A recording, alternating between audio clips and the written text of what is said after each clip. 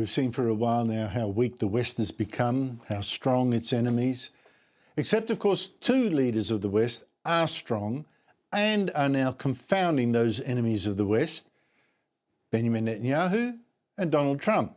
In fact, Trump today blasted one of the weakest leaders now of the West, British Prime Minister Sir Keir Starmer, who out of colonial guilt has wanted to give away the Chagos Islands to Mauritius, a country 2,000 kilometres away, which never owned them in the first place, and is doing this even though the Chagos Islands are home to a critical military base, Diego Garcia, which is used not just by the UK but by the US. And Keir Starmer has told Trump he couldn't use this base for this war with Iran. Trump blasted him overnight. It's taken 3-4 days for us to work out where we can land there. It would have been much more convenient landing there as opposed to flying many extra hours. This is not Winston Churchill that we're dealing with. Joining me is Rowan Dean, Editor-in-Chief of The Spectator Australia, host of Outsiders every Sunday at 9 a.m. and host of his own show at Fridays at 7 p.m.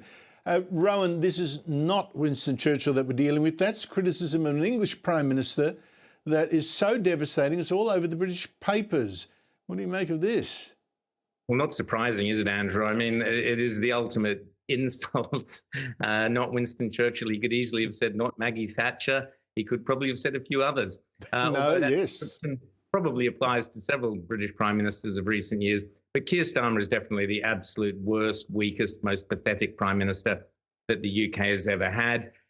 His background is a human rights lawyer, which basically says it all. But what we have here is the absolute example of where wokeness has destroyed the West. And the whole issue around Diego Garcia and the Chagos Islands is what happens when you let the woke brigade get their way.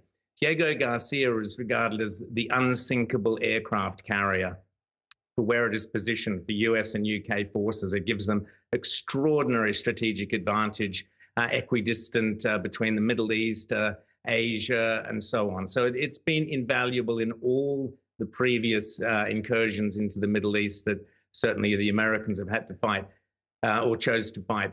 And what happened was basically the International Court of Justice, the same mob or similar to the same mob of people who were running around trying to put Benjamin Netanyahu in jail and all sorts of other things. This woke brigade decided that they had to decolonize Diego Garcia and the Chagos Islands, take it away from Britain. It's been with Britain since the Napoleonic Wars. Prior to that, it was a French leper colony. I think the British probably made more use of it than maybe the French did. Before that, it was a Spanish Portuguese colony going way back to the 1500s.